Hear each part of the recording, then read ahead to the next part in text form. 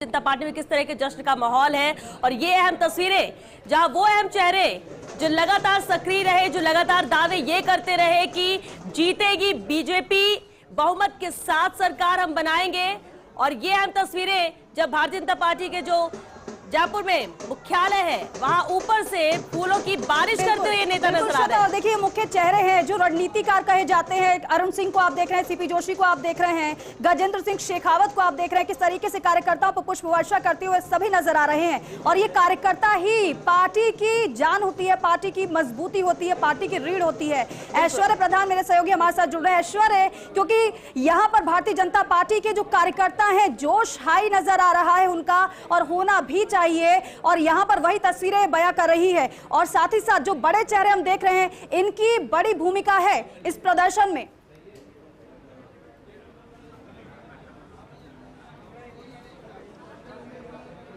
देखिए, यहाँ पर सबसे बड़ी भूमिका जो है वो नरेंद्र मोदी की है। और नरेंद्र मोदी की टीम में जो नेता थे उनमें प्रदेश अध्यक्ष सीपी जोशी जो स्वाभाविक रूप से थे, केंद्रीय मंत्री गजेंद्र सिंह शेखावत, नेता प्रतिपक्ष राजेंद्र राठौड़ भले ही चुनाव हार गए लेकिन उनकी बड़ी रणनीति रही।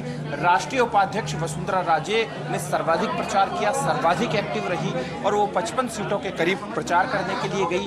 अर्जुन राम मेघवाल चुनावी घोषणा पत्र में उनकी प्रमुख भूमिका रही। चुनाव प्रबंधन समिति को नारायण पंचारिया संभाल रहे थे। तो इस तरीके से तमाम जो टीम है उनका योगदान रहा। ओवरऑल कंबाइंड रूप से या संयोजित रूप से सभी ने मिलकर चुनाव लड़ा। अब मिलकर चुनाव लड़ने को लेकर फैसला सभी के सामने है, जनता के सामने है।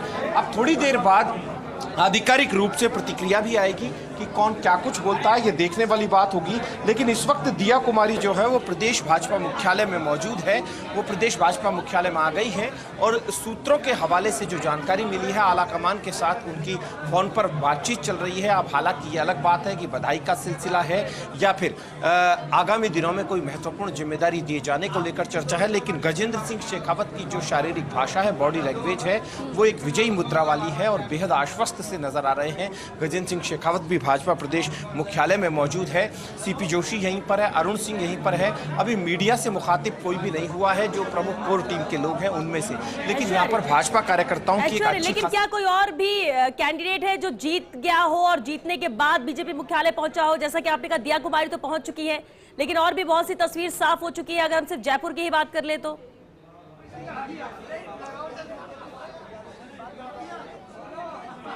देखिए, दिया कुमारी का आने का कारण सबसे बड़ा और महत्वपूर्ण कारण दिया कुमारी का आने का ये है कि दिया कुमारी जो है विद्याधर नगर से है, जयपुर से है और जयपुर राज परिवार से है। और उनका स्वाभाविक तौर पर देखा जाए तो जयपुर से जुड़ाव भी है। तो प्रदेश नेतृत्व के प्रमुख लोगों से उनको मुलाकात भी करनी थी, मीटिंग भी करनी थी। इसी सिलसिले में वो प्रदेश भाजपा मुख्यालय आई है। हालांकि उनके सामने एक तकलीफ आई कि उनको बहुत सारी भीड़ थी। भीड़ हमेशा कोशिश करती है कि नेताओं से संवाद करें, नेताओं से बातचीत करें। तो भीड़ ने कोशिश भी की, इसीलिए वो थककर अंदर के कमरे में बैठ गई है। अंदर एक कमरा है, उस पर वो बैठी हुई है।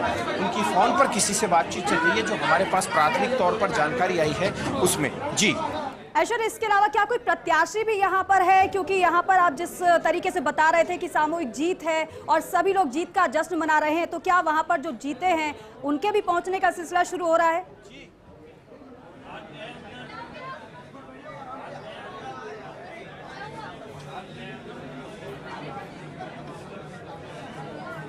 बिल्कुल, चलिए ऐश्वर्य का भी रुख करेंगे क्योंकि बीजेपी मुख्यालय से ही अहम तस्वीरें यहां पर देखने को मिलेगी। जश्न का माहौल है और इंतजार मीडिया से मुखातिब होने का है, क्योंकि अलग अलग तो मीडिया से सुबह से मुखातिब हो रहे हैं, फिर चाहे सीपी जोशी की हम बात कर ले या फिर हम गजेंद्र सिंह शेखावत की बात कर ले। लेकिन अब सामूहिक रूप से एक साथ आना और इस जीत को लेकर अपनी बात रखना भी बेहद अहम रहेगा। हमारे साथ क्योंकि मेहमान भी लगातार बने हुए और अब चर्चा भी जरूरी हो जाती है। मैं बता देता हूँ आपको, जी। और आपने सुना भी होगा कि रामगढ़ जो जीतता है सरकार उस विधायक की उसकी नहीं बनती, और रामगढ़ से जुबेर खान जीते सरकार बीजेपी की बन रही है। ये पुराना तथ्य है। ये चर्चाओं में भी आया था योगेश जी, ये आपने बात पहले भी रखी थी कि किस तरह से यहाँ ये चला आ रहा, मिथ कही है जो भी, लेकिन सच तो हर बार हो जाता है और इस बार भी कहीं ना कहीं वो सच होता हुआ ही नजर आया। हमारे साथ मेहमान है, चलिए उनसे रूबरू करा देते हैं। हमारे साथ पूजा कपिल जी है, बीजेपी प्रवक्ता, बहुत स्वागत है पूजा जी। डॉक्टर प्रदीप चतुर्वेदी जी है कांग्रेस से, और साथ ही राजनीतिक विश्लेषक एके सिंह जी भी हमारे साथ है, पॉलिटिकल एडिटर योगेश शर्मा जी लगातार हमारे साथ बने हुए हैं।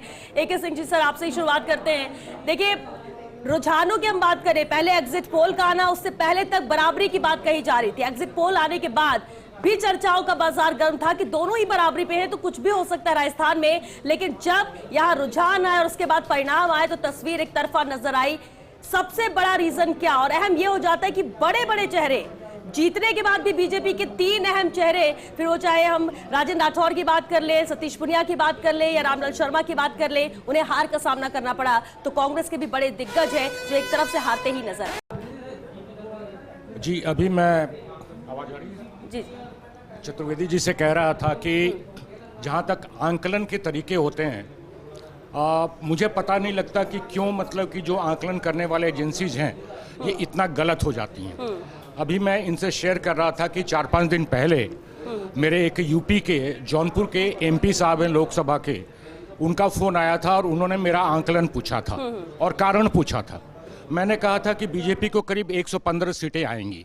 अब मेरा आंकलन अगर आप देखें तो 2003 में इलेक्शन के 1 महीने पहले इंडिया टुडे ने जो आर्टिकल लिखा था, फ्रंट पेज पे मेन आर्टिकल था वो, अशोक गहलोत जी को बेस्ट चीफ मिनिस्टर कहा गया था और उसके बाद वो बहुत बुरी तरह हारी थी उनकी सरकार।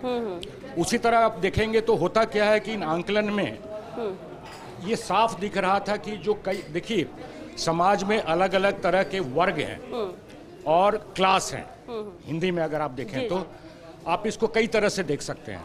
आप महिला पुरुष का वर्ग देख सकते हैं, आप यूथ का एडल्ट का वर्ग देख सकते हैं, आप धर्म के आधार पे देख सकते हैं, आप जाति के आधार पे देख सकते हैं, आप इकोनॉमिक क्राइटेरियन लाइक किसान के आधार पे देख सकते हैं। अगर कोई भी ऑब्जेक्टिव एनालिस्ट होता जो किसी भी पार्टी से अलाइंड नहीं है, उसको साफ कुछ चीजें दिख रही थी। लेकिन एके सिंह जी, मेरा सवाल इसमें, मैं एक सवाल जोड़ना चाहूंगी, इसमें कौन सा फैक्टर आपको काम करता हुआ नजर आया? क्योंकि एक तरफ तो मौजूदा सरकार मैं वही समझा रहा हूँ कि कौन कौन से फैक्टर्स आए हैं। सबसे पहले अगर आप देखें तो पिछली बार जो कि ट्रेडिशनल एक राइवलरी वाला सोशल ग्रुप है, मीनाज का और क्या बोलते हैं गुजर का, पिछली बार दोनों के बीच में बहुत अच्छा एक इक्वेशन बन गया था। बहुत अच्छा इक्वेशन बना था, सिर्फ मैथमेटिक्स ही नहीं था, उसमें केमिस्ट्री भी थी। तो इस बार क्या हुआ था, जो भी हुआ सचिन पायलट जी के बीच में और गहलोत जी के बीच में, इस कारण से आम जनता को, इसके लिए कोई आपको पॉलिटिकल एनालिस्ट या पॉलिटिशियन होने की जरूरत नहीं है। आम जनता को कोई भी समझ सकता था कि इस बार वो अलायंस जो है या उस तरह की केमिस्ट्री गुजर्स और मीनाज में नहीं है। तो एक तो कारण ये हुआ। दूसरा कारण मैं बताता हूँ आपको, यूथ अगर आप देखें, पहली बार, मैं भी राजस्थान में मैंने 35 साल की नौकरी की है और रिटायरमेंट के भी मेरे 5-6 साल हो गए। 40 साल में पहली बार मैंने देखा है कि 17 बार पेपर लीक्स हुए हैं। तो ये तो यूथ का, तो पहला मैंने कास्ट फैक्टर एक इंपॉर्टेंट बताया आपको, दूसरा मैंने आपका यूथ वाला फैक्टर बताया आपको, तीसरा बातें हम महिला पे। मैंने भी राजस्थान में नौकरी की है और इतने वर्षों में जितना अत्याचार, जिस प्रकार से अत्याचार महिलाओं के ऊपर इस बार हुआ है, मैं ये नहीं कहता हूं कि सरकार की उसकी डायरेक्ट जिम्मेवारी है, लेकिन सरकार का जो रिस्पॉन्स रहा है वो बहुत अच्छा नहीं रहा है। तो तीसरा कारण तो ये हो गया आपका, पहला हो गया जाति वाला जो मैंने बताया, दूसरा यूथ का हो गया, तीसरा महिला का हो गया, और चौथा जिसको कि अंडरमाइन नहीं करना चाहिए, भले कई लोग कहें, ये जो धर्म की राजनीति जो है, अब पता नहीं गहलोत साहब ने जानबूझकर की, सो कॉल्ड जो लोग बात करते हैं तुष्टिकरण की, जानबूझ के उन्होंने किया, अनजाने में उनसे हुई है। लेकिन फैक्ट ये है कि आम जनता में एक इंप्रेशन है कि सरकार ने तुष्टिकरण, ये 4 कारण है, 4 कारण। बिल्कुल आपने बताया, हम विस्तार से आगे भी इस पर चर्चा करेंगे क्योंकि अहम है, काम किया है ये फैक्टर और इसलिए किसी को इसका फायदा मिला तो किसी के लिए ये नुकसान साबित हुआ। एक एक रिएक्शन जरूर हम डॉक्टर प्रदीप चतुर्वेदी आपसे भी लेना चाहेंगे और आपसे भी लेना चाहेंगे। लेकिन प्रदीप चतुर्वेदी जी, ये हुआ क्या? बहुत सारे दावे बड़े बड़े किए गए, लेकिन ये क्या हुआ? राजस्थान की जनता ने क्यों नकार दिया? देखिए, राजस्थान की जहाँ तक बात है, एक नेतृत्व का सवाल है। ये बात माननी होगी कि प्रधानमंत्री नरेंद्र मोदी का जो नेतृत्व है वो चारों, प्रदीप जी माइक ले लीजिए, माइक ले लीजिए। ये देखना होगा कि नेतृत्व का जो सवाल है, अब जैसे कि परिणाम सामने आए हैं, उसमें नेतृत्व की बात अगर करें तो प्रधानमंत्री नरेंद्र मोदी का नेतृत्व का चमत्कार है और ये नेतृत्व की ही क्षमता है कि जिसमें राजस्थान में भी अगर हम बात करें कांग्रेस की तो मुख्यमंत्री अशोक गहलोत ने अपनी नेतृत्व क्षमता का परिचय दिया है। लेकिन सवाल ये है कि अगर लीडर टीम को मैनेज कर सकता है तो डिलीवरी भी लेता है।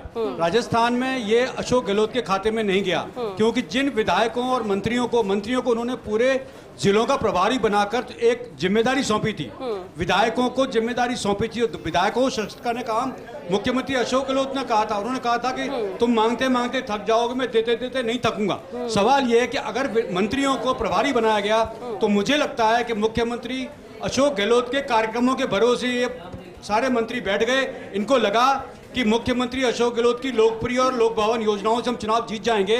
मुझे लगता है उन्होंने इसको गंभीरता से नहीं लिया और ये सारा राजनीतिक नेतृत्व की जो ताकत थी वो अशोक गहलोत के कंधों पर ही छोड़ दी गई। मेरा मानना है प्रदीप जी, मेरा सवाल है अशोक गहलोत और सचिन पायलट के बीच के डिफरेंसेस क्या लगता है, जो ईस्टर्न राजस्थान में जिससे दौसा जिला और कई बड़े जिले पार्टी के कार्यकर्ताओं को समर्पित।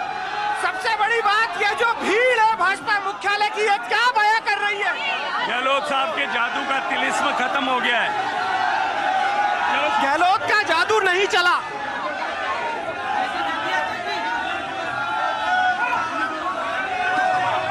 ये एक्सक्लूसिव तस्वीरें हैं, रिएक्शन गजेंद्र सिंह शेखावत का शुरू से ही, सुबह से ही वो नजर बनाकर रखे हुए थे। फर्स्ट इंडिया पर भी नजर थी, पूछा भी उन्होंने कि क्या राजस्थान में चल रहा है। इसके बाद वो जयपुर पहुंचे, जयपुर पहुंचने के साथ ही लगातार संपर्क में रहे। फिर बीजेपी कार्यालय की छत के ऊपर की तस्वीर, जब कार्यकर्ताओं पर फूलों की बारिश का कहना यही कि ये जीत कार्यकर्ताओं की है। हमारे कार्यकर्ता जिस तरह से पैदल चलते रहे, लगातार एक एक बूथ पर पहुंचे, जनता के बीच मौजूदगी दर्ज कराई। बिल्कुल बिल्कुल बिल्कुल